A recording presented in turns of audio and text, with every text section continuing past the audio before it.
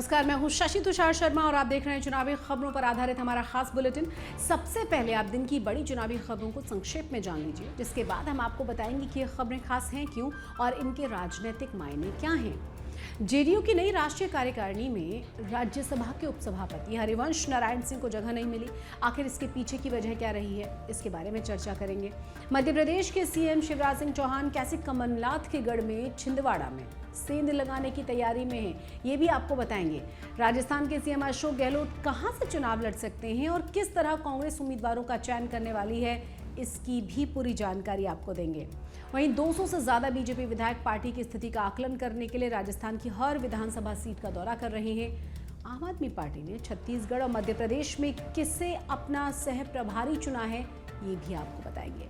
और आइए अब इन तमाम खबरों को विस्तार से समझ लेते हैं। जेडीयू की नई राष्ट्रीय कार्यकारिणी में राज्यसभा के उपसभापति हरिवंश नारायण सिंह को जगह नहीं दी गई है और इस सूची में 98 सदस्यों के नाम शामिल हैं। हरिवंश का नाम इस लिस्ट में न होने के बाद कई तरह के सवाल भी उठाए जा रहे हैं। जेडीयू अध्यक्ष ललन सिंह से जब इसकी वजह पूछी गई तो वो बड़े भड़क गए। उन्होंने कहा कि इस लिस्ट में किसी से पूछकर नाम नहीं डाला जाता। चलिए सुनाते हैं आपको कि ललन सिंह ने आखिर कहा क्या। सर, वो नेशनल स्कूटी बना है, उस पे नेशनल स्कूटी बना है तो इसके लिए कोई न्यूज होता है क्या? पार्टी का संगठन है, पार्टी का संगठन। अब पता नहीं, तो आप बताइए किसका किसका नाम डालना है। आपसे पूछ के नाम ना डालेंगे। मजबूत होगा सर 24 के लिए है। 24 के मजबूत होगा कि नहीं होगा ये तो 24 में ना पता चलेगा। दरअसल बिहार के सीएम नीतीश कुमार और हरिवंश के बीच लंबे समय से तल्खियां बढ़ी हुई थी, लेकिन क्या आप जानते हैं कि इसकी वजह क्या है? नीतीश कुमार ने जब बीजेपी से नाता तोड़कर महागठबंधन से नाता जोड़ा, तब नीतीश हरिवंश से उम्मीद लगाए बैठे थे कि वो उपसभापति पद से इस्तीफा देंगे, लेकिन ऐसा नहीं हुआ। यहाँ हरिवंश ने नीतीश की उम्मीद को पहला झटका दिया। दूसरा मौका नए संसद भवन के उद्घाटन का था। नीतीश चाहते थे कि हरिवंश भी पार्टी लाइन के मुताबिक संसद के उद्घाटन का बहिष्कार करें, लेकिन हरिवंश ने बतौर उपसभापति अपनी भूमिका निभाई। तीसरा मौका था संसद में दिल्ली सेवा बिल का। नीतीश चाहते थे कि हरिवंश दिल्ली विधेयक के पक्ष में वोट करें, लेकिन दिल्ली विधेयक के दिन हरिवंश सत्र में बैठे रहे। जब वोटिंग की बारी आई तो सभापति जगदीप धनखड़ के जाने पर वो उनके स्थान पर बैठ गए। तो जाहिर है सारी बातें नीतीश को नागवार गुजरी हैं और अब परिणाम सबके सामने है। अब रुक करते हैं मध्य प्रदेश का, जहां इस साल के अंत में होने हैं विधानसभा के चुनाव।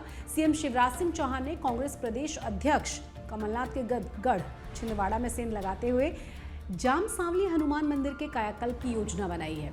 अब शिवराज सरकार जाम सांवली में श्री हनुमान लोक बनाकर कमलनाथ को उन्हीं के हिंदुत्व कार्ड की तर्ज पर जवाब दे रही है, जिसमें 35 करोड़ रुपए की लागत लगेगी।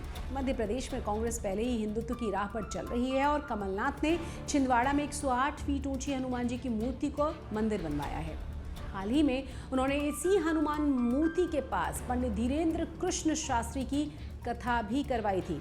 कमलनाथ कभी बाबा बागेश्वर की कथा करवाते हुए नजर आते हैं तो कभी प्रियंका गांधी संग नर्मदा मैया की पूजा अर्चना करते हुए नजर आते हैं। जाहिर है कि चुनाव में जीत के लिए बीजेपी और कांग्रेस दोनों ही भगवान की शरण में है। मध्य प्रदेश से आपको लिए चलते हैं अगले चुनावी राज्य राजस्थान में। सूत्रों के मुताबिक सीएम अशोक गहलोत जोधपुर की सरदारपुरा विधानसभा क्षेत्र से ही चुनाव लड़ेंगे। गहलोत यहां से मौजूदा विधायक हैं। साल 1998 में कांग्रेस के टिकट पर चुनाव जीतने के बाद 1999 में तत्कालीन विधायक मानसिंह देवड़ा ने ये सीट गहलोत के लिए खाली की थी। उसके बाद से गहलोत यहां से लगातार जीत रहे हैं। वहीं राजस्थान कांग्रेस अध्यक्ष गोविंद सिंह डोटासरा ने पार्टी द्वारा उम्मीदवारों के चयन का आधार बताया है। सुनाते हैं आपको कि गोविंद सिंह डोटासरा ने क्या कहा। निश्चित रूप से दावेदारी रखना तो इस प्रजातंत्र में इसकी खूबसूरती है। कोई कहीं से भी रख सकता है, देश का नागरिक कहीं से भी चुनाव लड़ सकता है, ये हमारे संविधान में है। और ये लोकतंत्र की खूबसूरती भी है कि व्यक्ति जो कांग्रेस पार्टी की टिकट मांग रहा है वो कम से कम कांग्रेस पार्टी की विचारधारा में विश्वास कर रहा है। टिकट एक को मिलेगा, 100 को मिलेगी नहीं। वो टिकट उसको मिलेगा जो अपने इलाके में है, लोगों के सुख दुख में भागीदार है, लोगों के साथ कंधे से कंधे मिला करके चल रहा है, पार्टी को मजबूती के लिए काम कर रहा है। तो हमारा पैमाना टिकट के लिए ऊपर अभिशंसा करने का एक ही रहेगा कि जो लोग क्या चाहते हैं, लोग किसको पसंद करते हैं। तो निश्चित रूप से मांगना एक अलग बात है, लेकिन मिलेगी उसी को जो लोगों के दिलों में राज करता है, लोगों के बीच में रहता है, सुख दुख में भागीदार बनता है और पार्टी के लिए समर्पित भाव से काम करता है। जोधपुर की 3 सीटों पर सूरसागर शहर और सरदारपुरा सीट पर विधानसभा चुनाव लड़ने के इच्छुक लोगों से बुधवार को आवेदन लिए गए हैं।